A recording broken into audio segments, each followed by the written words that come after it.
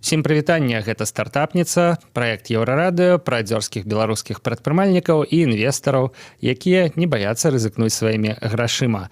Мы ў жывым эфіры. Будзем зараз падводзіць вынікі, падсумоўваць вынікі 2019 года, як ён склаўся для беларускай экасістэмы стартапаў, якія былі галоўныя падзеі, магчыма, былі нейкія адчувальныя няўдачы.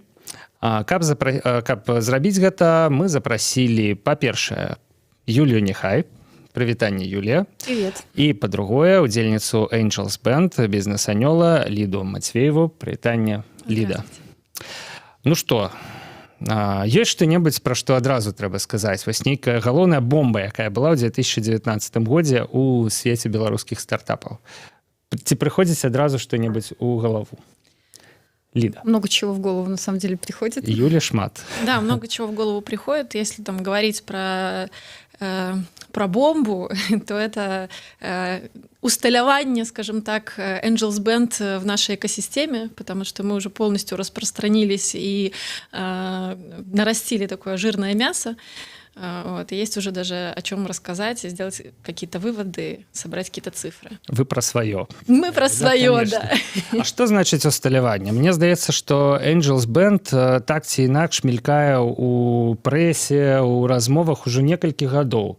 И, ну, что изменилось сегодня? Ну, несколько годов, наверное, мы не можем говорить. Все-таки мы существуем где-то 1,5 года, потому что стартовали там весной 2018-го. И такое отчувание, коли широ, что несколько годов. Да, это круто на самом деле, что есть такое ощущение. Но этот год был очень важным, потому что мы как раз-таки ставили задачу вот, нарастить такой вес, достаточно большой. Мне кажется, у нас получилось. Что вы разумеете под вагой, под весом? Это объем инвестиций, ці нейкі ўплыў, ці то и другое одночасово? Вось як вы адчуваеце, что Angels Band стали, ну, крутыми? Ну, мы на самом деле сейчас полностью сотрудничаем со всей экосистемой. То есть уже экосистема без Angels Band ну, как бы существовать не может.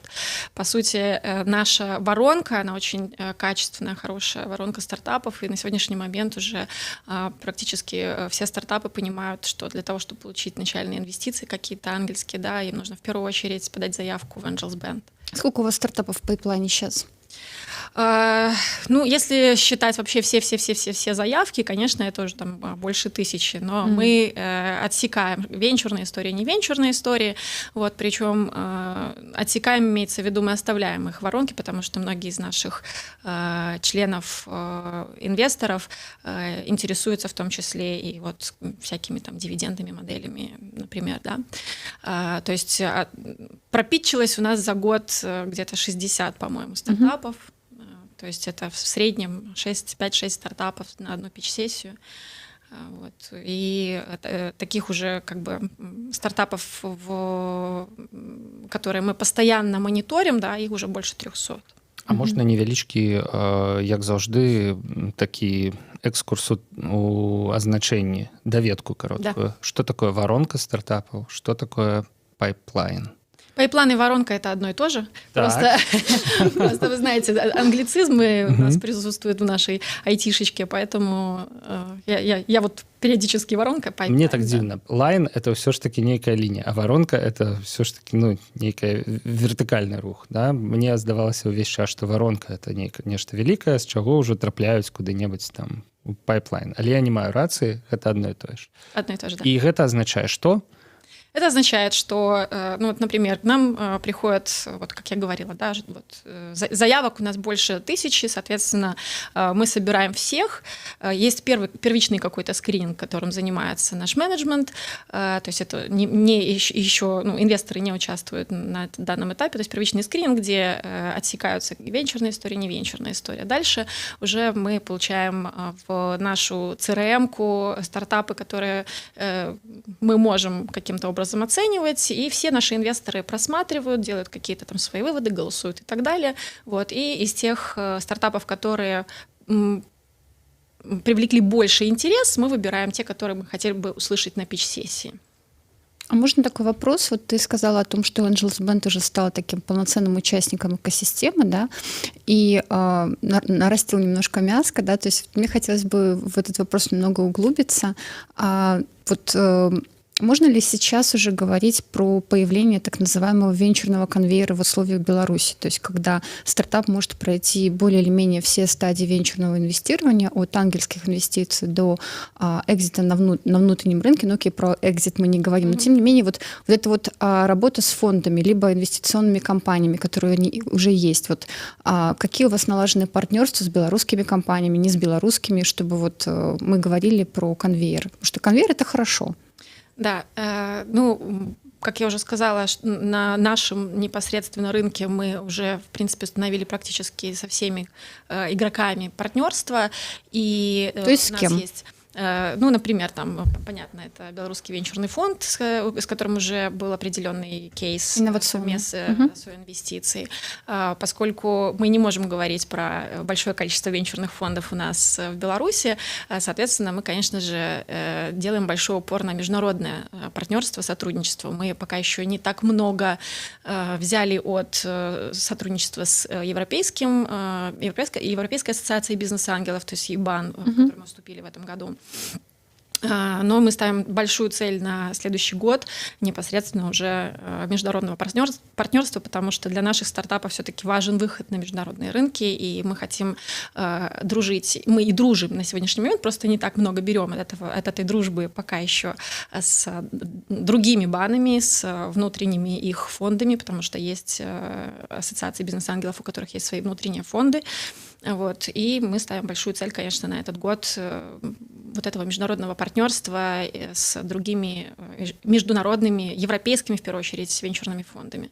Вот. А там дальше уже и Кремниевая долина подтянется. Ну, то есть речь именно о том, чтобы наши стартапы передавать зарубежным фондам, или же чтобы было больше синдикативных сделок между нашими ангелами? Да, именно так. Мы говорим про партнерство, чтобы это были такие соинвестиции наших ангелов, например, и европейских ангелов, либо европейских фондов. Ну, естественно, мы не отсекаем и белорусские истории. Хорошо. А можно еще подробнее по поводу все-таки итогов года, количество сделок? Их было анонсировано на вечеринке Angels Band 5, в СМИ анонсированы не все.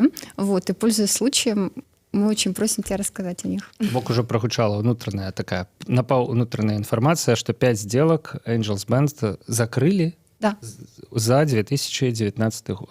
Але не про все есть публичная информация. Ну да. К слову, почему не про все публичная информация есть? Ну, я начну с количества. Да, действительно, 5 синдицированных сделок. По-моему, есть информация, на мой взгляд, об всех 5. Может быть, об одной, может быть, нет. Ну, это мы чуть попозже к этому вернемся. Вот. Меня, например, очень радует, что у нас есть индивидуальные сделки. Их больше 20 где-то получилось.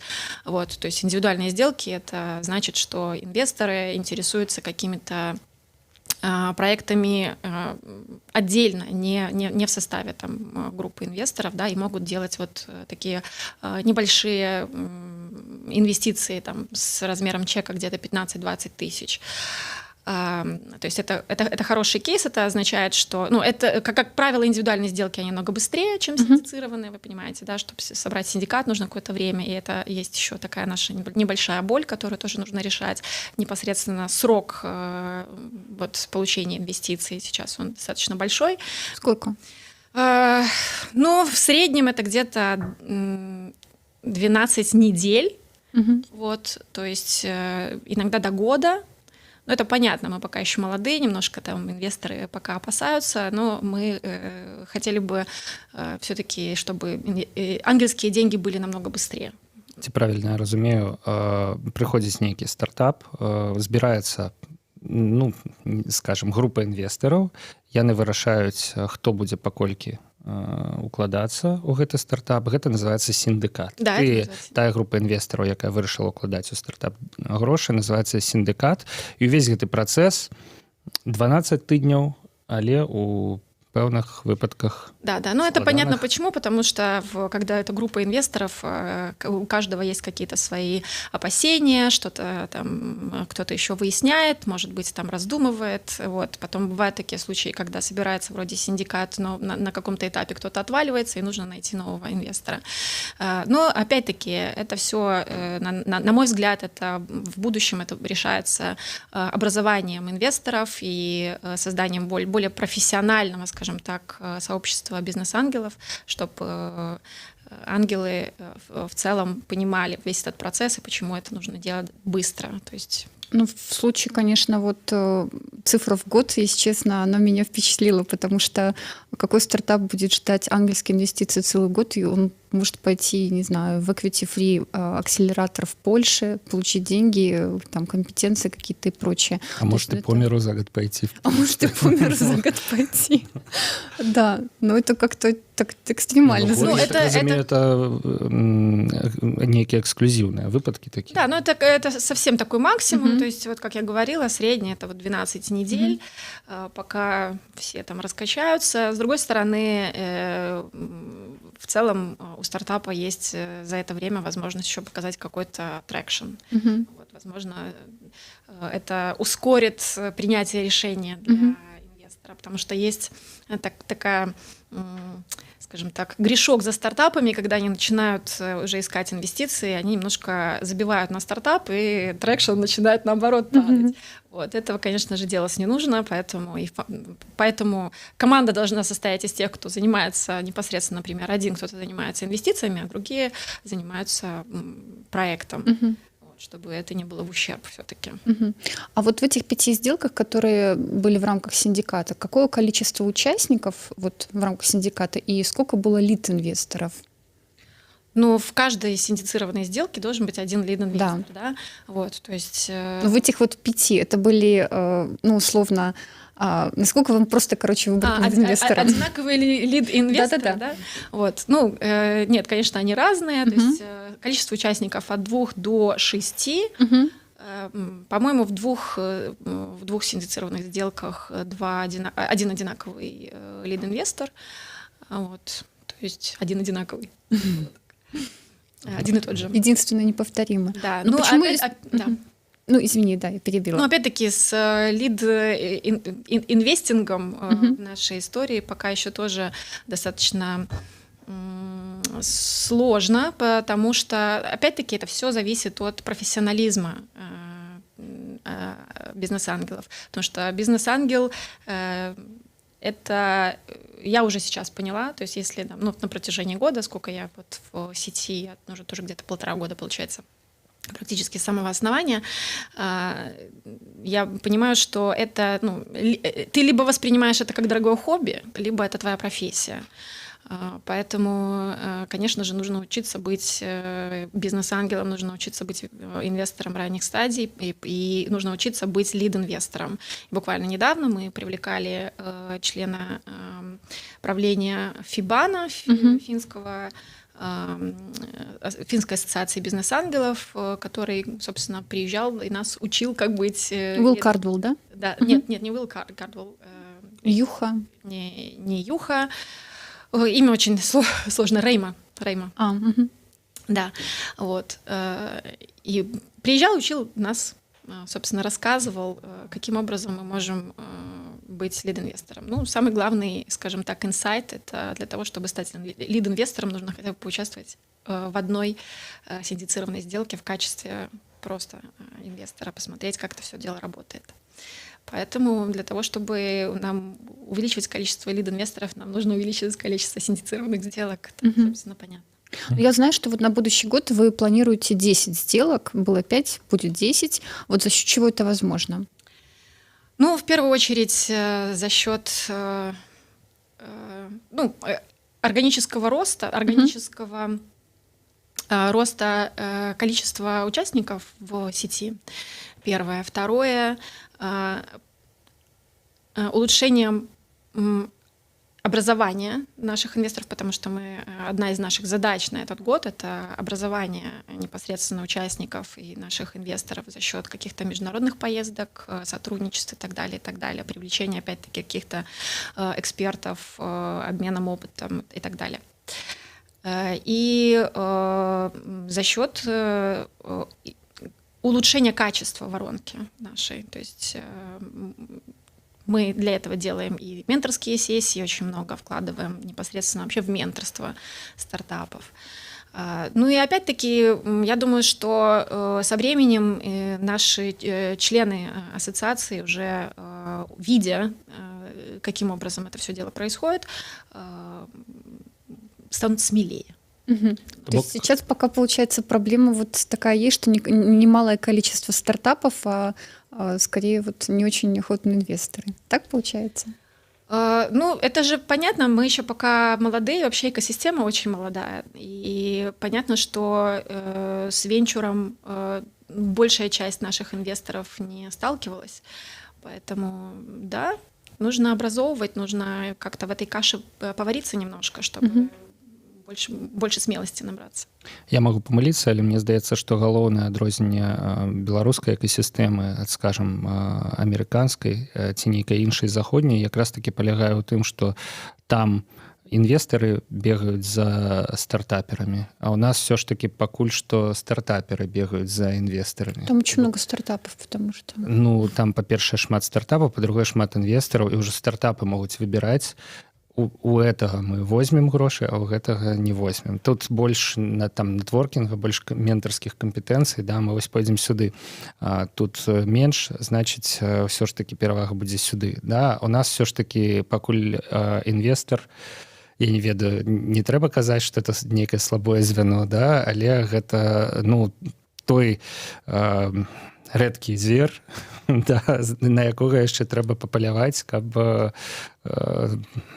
притягнуть его до себя. Это, на самом деле, отличительная особенность просто развитой экосистемы венчурной, да, где денег намного больше, чем проектов, чем хороших стартапов. Но мне кажется, что у нас они тоже есть, просто они пока что сидят в подвалах, в гаражах где-то, вот, пока еще не выходят наружу, потому что со временем они как-то вот где-то довылазят, где-то довыходят.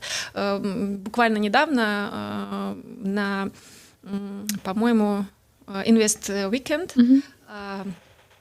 мы обнаружили несколько стартапов, которые раньше до этого не были видны. Вот. И очень, кстати, неплохие ребята, с которыми можно работать, интересные проекты. Вот, на что они говорят, да, вот мы год сидели, никуда не вылазили, ничего не знали, а тут вот решили выйти из тени. Я думаю, что таких проектов еще будет достаточно. Можна, калі ласкавасць, ваш досвед? Ну, са стартапамі зразумела, яны па гаражах, там ўсе ў сабе, і пэўны момант яны выходзяць да інвестараў, таму што адчуваюць праблемы з ростам і так далей. А вось інвестар беларускі, які яго партрэт? Адкуль вы кажаце, што вы збіраецеся нарасціць колькасць інвестараў у наступным годзе? Адкуль яны прыйдуць? Ну, якія сферы?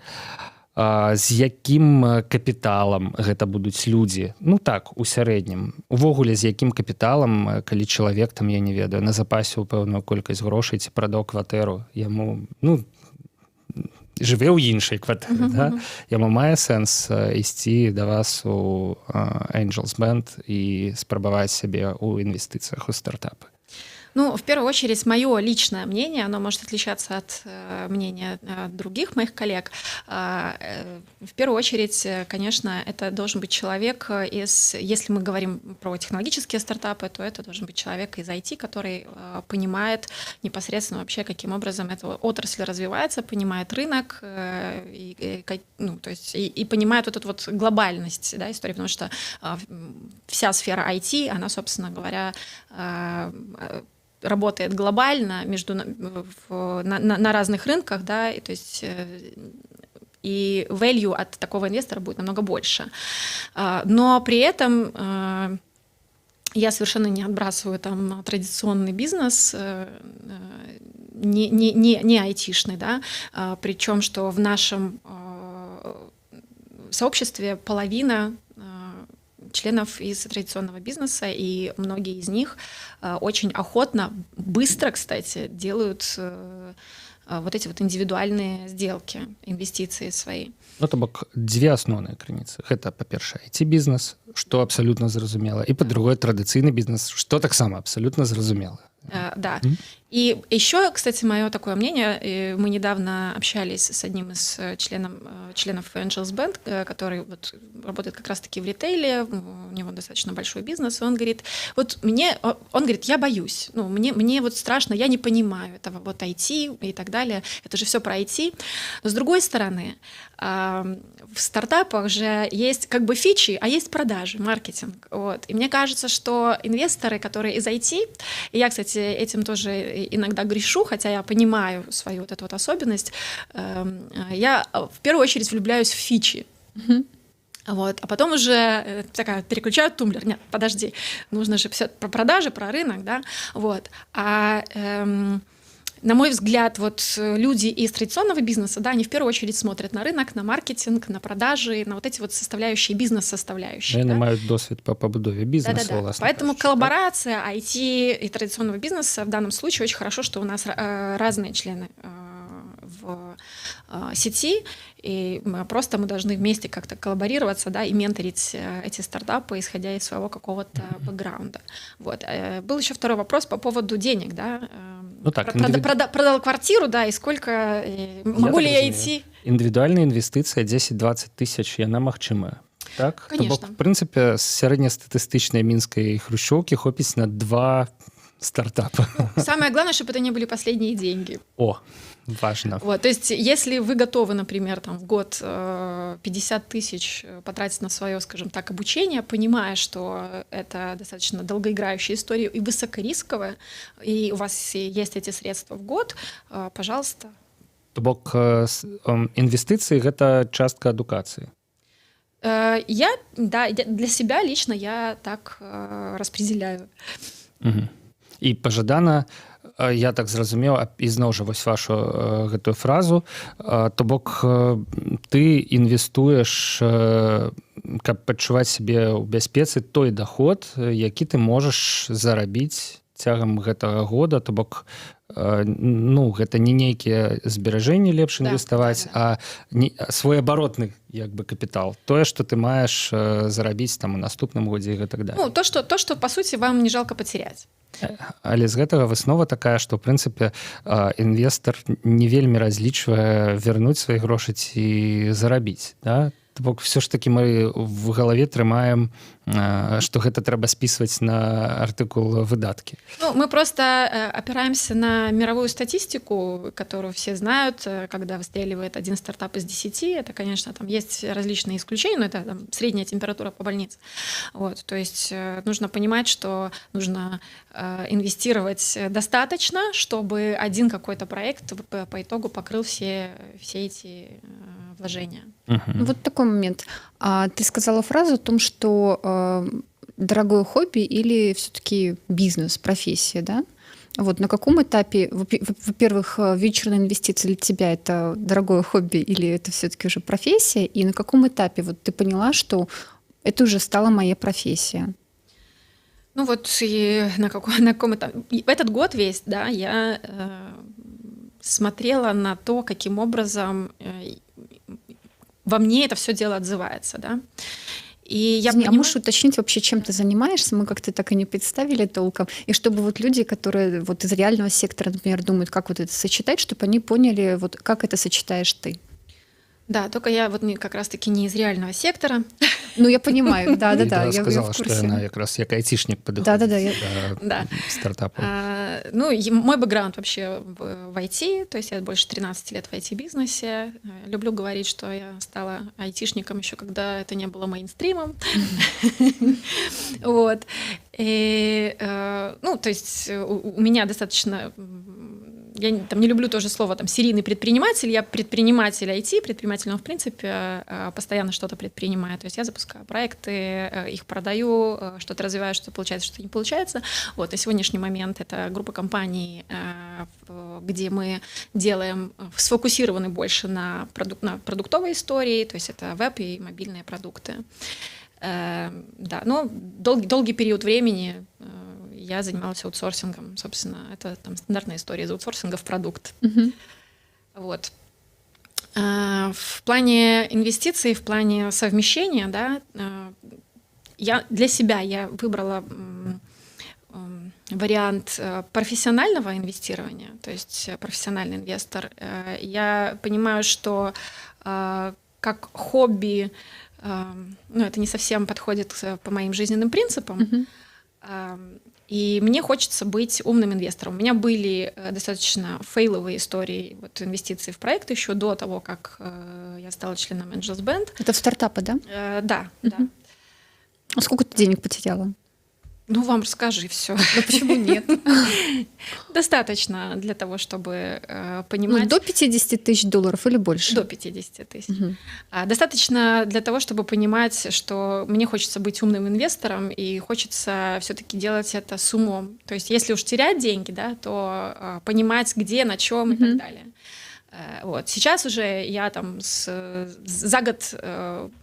в принципе, для себя проанализировала и поняла, почему у меня случались фейлы, какие-то триггеры для себя вынесла, на что обращать внимание, и что может в целом мне принести какой-то... Ёсць нейкая верхняя планка, вышэй за якую вы вось самі сабе скажаце, я не буду уже інвеставаць. Ці, напрыклад, я ўжо праінвеставала ў некалькі стартапаў, патраціла столькі-то грошаў за год, да, все. Нават калі падвярнецца нейкі цікавы проект. Нет, понятно, да. То есть у меня есть эта планка, естественно, есть определенная сумма, которую я готова инвестировать в год. То есть если в прошлом году это было до 30 тысяч, то в этом году я себе ставлю уже до 50 тысяч. В этом году у тебя были инвестиции? Да, индивидуальная. Но пока еще сделка идет, она еще не закрыта. А на основе вот этого вот опыта фейлов и относительно успешной инвестиции, да, наверное, еще рано об этом говорить, но тем не менее, вот какие ты для себя сформулировала вот эти вот red и green flags? В первую очередь, в самую первую очередь я обращаю внимание на фаундеров. Даже, не то чтобы там... понятно, что самое главное в стартапе — это команда, потому что крутая команда сделает любой продукт, а слабая команда с крутым, допустим, с крутой идеей, да, не факт, что вывезет всю эту идею. Я обращаю внимание на фаундеров. Это я для себя поняла, опять-таки, за этот год, потому что, просмотрев очень много стартапов, те, кто мне нравился, да, в основном мне нравилось из-за фаундеров. Их вот это вот задротство. Люблю это слово просто, в плане того, что они горят своей идеей, делают, готовы, энергичные и так далее. Это первое. А второе, опять-таки, связано с моим личным бэкграундом и тем, как я управляю командами или проектами или бизнесом, да, это умение управлять по цифрам, умение вообще каким-то образом оцифровать свой бизнес. Не то, что нам нужно 20 тысяч на маркетинг, откуда цифра эта взялась, объясните, поясните, да.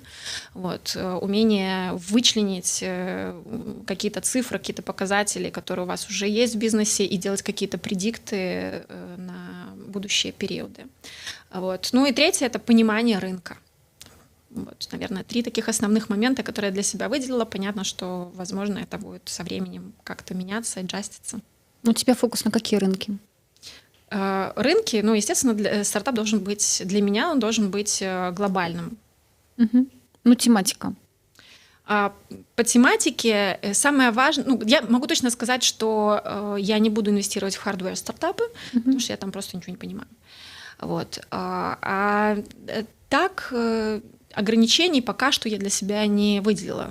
У меня нету такого какого-то конкретного фокуса, потому что, глядя опять-таки на все просмотренные стартапы, они абсолютно из разных сфер, и в целом мне понятно, каким образом они работают. Может быть, это потому, что они технологичные все. Поскольку я из IT, я немножко что-то там понимаю. У меня еще такой вопрос, можно? Можно. Можно не гублять на этот час, просто задавать питания. Окей, хорошо. Я знаю, что члены Angels Band принимают очень активное участие в митапах в регионах. Вот, и ты в том числе ездила, по-моему, в Гродно, ты выступала, да? Вот что вообще такое региональный стартап? И насколько региональные стартапы готовы к инвестициям от бизнес-ангелов? Насколько бизнес-ангелы готовы инвестировать в региональные стартапы? Вообще есть какая-то жизнь за МКАДом? Ну, это такой, да, сложный пока вопрос. Мгм. Мне кажется, что со временем, учитывая вот сейчас инициативу Белагропромбанка, Мгм. я думаю, что со временем ситуация, конечно же, улучшится, но пока, в принципе, ни для кого не секрет, регионы очень сильно, конечно, отстают Мгм.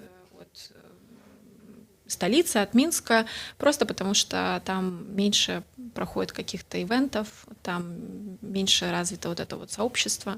Это нужно все развивать. Но тем не менее, на метапы к вам вот приходят ребята, которые делают какие-то технические проекты, или это больше все-таки вот реальный сектор, там открыть магазин, вот что-то в этом духе? Какая вот вообще полемика, так сказать? Все очень зависит от того, кто организовывает этот метап, да, то есть если это, там, например, та же стартап-школа, Мгм. вот, то там где-то 50-50 традиционный сектор и технологические стартапы. А, Если это, например, технопарк, то там уже там больше какие-то наукоемкие Мгм. проекты. Вот, да. Кстати говоря, мы, да, сегодня вот можно уже говорить о том, что мы стали сотрудничать с БГУ, который организовывает такие, скажем, стартап-метапы, где как раз-таки вот больше научной составляющей в Мгм. стартапах. Вот этого нам, кстати, не хватает в целом в нашей воронке, да. Вот. И я думаю, что это очень будет интересная история. Ну да, тем более вообще студентов хорошо вовлекать в стартап-движение. Да. Давайте яшчэ ўсё ж таки прабяжымся. У нас вельмі немат засталося часу пра вынікі года не звязаныя з Angels Band. Таму што мне здаецца, што вынікі года па версіі Angels Band мы падвялі больш-менш, да, вось прачытаў зусім нядаўна ў Фейсбуку у Дмітрия Гурска пра Фло, да, што прыкладанне Фло стала самым папулярным у App Store у катэгорыі Health and Fitness, і там ёсць, значит, гэтая таблічка і даволі вялікі адрыў у Фло. Можна сказаць, што Фло стала там, я не ведаю, беларускім стартапам года 2019. Ну, Фло оценивается уже более 200 миллионов. Можно, да? Начнем с этого. Хочется верить в то, что Фло станет нашим белорусским единорогом. Фло Очень это хочется, такая да. канкуруючая, я так разумею, гэта нейкай Фло да Angels Band не мае дачынення? Ці ёсць нейкае дачыненне? Ну, кроме дружеских отношений непосредственно с братьями Гурскими, вот, да, пока не мае дачынення. Ясна. Так, што яшчэ мы можам вызначыць як падзеі? Мне адразу адраджэнне Тэхмінск, напрыклад. Нет, давайте скажем про Лангпаспорт. Так давайте про ўсё вот скажем. имеет отношение к Angels Band. Это была первая... Ну, Лида, расскажи. Да, Лангпаспорт, первая синдицированная сделка, первая сделка, на которой вообще, в принципе, протестировали конверт-займ, который вот... У Беларусі, так? Да, в Беларуси. Які стаў магчыма пасля дэкрэту нумар 8. Да, Дарэчы, якому днямі спаўняецца 2 гады, я так разумею, ці сёння, ці заўтра. Ён так у апошнія дні 2017 года быў падпісаны. Да, это было... Ну вось не ці скажу 27 точно, ці да. 28 я уже таксама не памятаю, але тым не менш. Да. Мгм. Вот, и, соответственно, на сегодняшний момент вот Лангпаспорт привлек около $1 миллиона. От целевых фондов. Да, да, да. Мгм. Вот, это... Увогуле дэкрэт нумар 8 ужо зусім пад занавес пытання. Ён пачаў ўсё ж такі працаваць, дапамагаць і гэтак далей. Таму што я памятаю свой эфір год таму і ну так, як бы вельмі скептычна ацэньвалі год. Я так разумею, што на другі год нешта памянялася. Ўсё ж такі ён пачаў дапамагаць развіваць у тым ліку стартаперскую экасістэму. Конечно, мы даже можем посмотреть количество компаний, которые вошло в ПВТ. ПВТ увеличилось Ну, 700, по-моему, компаний, там Круто. 752. Да, достаточно серьезно, при этом из них, если раньше это были там в основном аутсорсинговые компании, то сейчас это продуктовые компании, и все стартапы, которые, например, у нас в синдикатах, они все в ПВТ, вот, и часть... Тое, што стартапы, прабачце, уваходзяць у ПВТ, гэта неяк дапамагае ці наадварот нейкія дадатковыя умовы з'яўляюцца і пытанні Наоборот, у помогает. патэнцыйных Да, інвестараў? ну то есть по сути у нас в рамках ПВТ работает конвертируемый займ. Это единственный на сегодняшний момент способ сделать ангельскую инвестицию, скажем так. Вот. То есть, ну, конечно же, это помогает. Кроме налоговых льгот, еще и такой Такая инструмент, да, как конвертируемый займ. Што такое канвертаваны займ у двух словах? Ну, Конвертируемый... чаму не? Ну, по сути, это тот же займ денежный, да, который впоследствии конвертируется в долю для инвестора. Патэнцыйная магчымасць калі-небудзь пасля на гэтыя грошы іх канвертаваць у акцыі прадпрыемства, калі з'явяцца акцыі. Круто. Ну, да, в долю. Ну, такой момент, вот как недавно написал нынешний председатель Angels Band, есть большая проблема, что если стартап станет в итоге банкротом, то вот обязательство придется нести бизнес-ангелу. Это вот вопрос.